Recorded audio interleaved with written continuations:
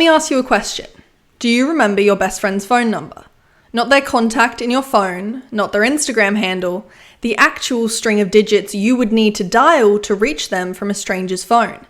If you're like most people, the answer is no. You have outsourced that memory to a device.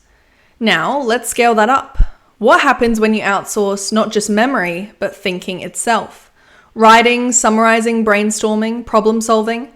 What happens to your brain when a large language model can do, in seconds, what used to take you hours of struggle and synthesis?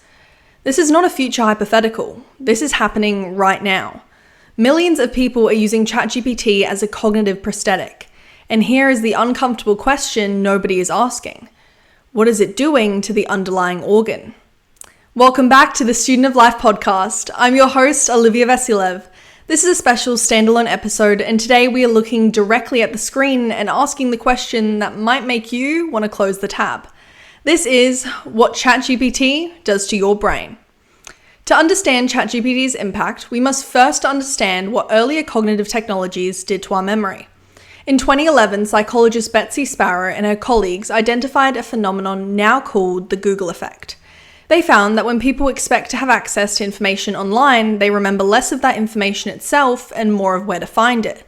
Your brain, ever efficient, has decided that if information is reliably available at your fingertips, it does not need to store that information locally. It just needs to store the location. This isn't laziness, it's an adaptive resource allocation. Your brain is saving its limited storage for things it cannot easily retrieve later. Now, scale this up. ChatGPT does not just store information, it synthesizes it. It writes the email, drafts the proposal, summarizes the article, even generates the list of ideas. With each use, you are outsourcing not just recall, but the cognitive work of organizing, connecting, and creating. The risk is not just forgetting facts. The risk is atrophying the neural pathways that perform synthesis, critical thinking, and original expression. A 2024 study from the University of California found that heavy AI users showed a 15% reduction in performance on tasks requiring independent reasoning compared to a control group. This doesn't mean your brain is permanently damaged. It means that, like any muscle, cognitive skills require exercise. When you stop exercising the neural circuits for critical thinking, they weaken. Your brain, ever adaptive, allocates less energy to skills you are no longer using. Here is where it gets deceptively dangerous. When you ask ChatGPT to explain a concept and it produces a clear, elegant summary, you feel like you understand. But feeling is not the same as deep encoding. Neuroscience distinguishes between recognition memory and recall memory. Recognition is when you see an answer and think, yes, that looks right. Recall is when you generate the answer from scratch without cues. Recognition feels like understanding, but it is shallow. It does not require the same neural investment as recall. When you struggle to understand a concept, when you wrestle with it, reframe it, explain it in your own words, you are engaging in deep encoding. This process, which involves the hippocampus and the prefrontal cortex, strengthens the neural representation of that information. It builds durable, retrievable memories. ChatGPT bypasses this struggle entirely. It hands you the answer before you have felt the productive discomfort of not knowing. The result is an illusion of competence. You feel smarter because you have access to the smart output, but the underlying neural circuitry for that domain may remain weak, undeveloped, dependent on the prosthetic. This is the cognitive equivalent of using a calculator for every math problem. You get the right answer, but you never learn the math. A landmark 2021 study in the journal Nature Neuroscience showed that the act of struggling to retrieve information strengthens memory traces far more than passive review. The brain's hippocampus is much more active during moments of active recall, when you are reaching for a memory that is not immediately accessible. When ChatGPT removes that struggle, it also removes the neuroplastic signal that consolidates learning. Finally, let's talk about creativity. There is a growing debate about whether AI tools enhance or diminish human creativity. The answer, as always, depends on how you use them.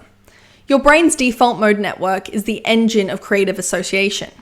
It connects disparate ideas, makes leaps, and generates novel insights.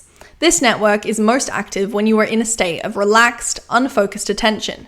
Showering, walking, daydreaming. It is also active during the generative struggle of writing or problem solving, when you are reaching for a connection that is not yet there. If you use ChatGPT to replace that struggle, you may be short-circuiting your default mode network. You are not exercising that associative muscle. You are not building the neural pathway for original thought. Over time, your brain may become less capable of generating ideas from scratch because it has outsourced that function to the machine. However, if you use ChatGPT as a collaborator, generating rough drafts that you can then critique, reorganize, and transform, you may be engaging a different, higher-order creative process. The AI becomes a source of raw material, not a replacement for synthesis. Your brain still does the heavy lifting of evaluation, selection, and refinement. This is the difference between using a tool and being used by it. A 2023 study from the University of Toronto found that users who treated AI as a thinking partner showed increased creative output over time. They used the AI to generate options, but they made the final choices and connections themselves. Their brains remained engaged. Users who treated AI as a thinking replacement showed the opposite effect. Their creative independence declined. ChatGPT is not going away. It is a powerful tool, and like any other powerful tool, it will reshape the minds that use it. The question is not whether we should use it. The question is whether we use it consciously or habitually. Will you use it to skip the struggle and feel smart? Or will you use it as a sparring partner, pushing you to think harder and deeper? The difference will determine not just the quality of your output, but the architecture of your own brain. Use it to start, not to finish. Use it to generate options, not to choose. And never outsource the part of thinking that feels hard. That hard part is where your brain grows. Your mission this week is simple. Write something without AI assistance. A paragraph, a journal entry, a text to a friend. Just write. Feel the struggle. This is your brain building something real. We have been running a series of standalone episodes exploring the neuroscience of modern life. Before we return to season 3, we have one more fascinating topic to explore, the neuroscience of saying yes. Why do we default to agreement, even when we want to say no? And what happens to our brains when we start reclaiming our own voice? This is coming up next. It's called What Saying Yes Does to Your Brain. And of course, remember, never stop learning. I'm your host, Olivia Vasilev, and this is the Student of Life podcast.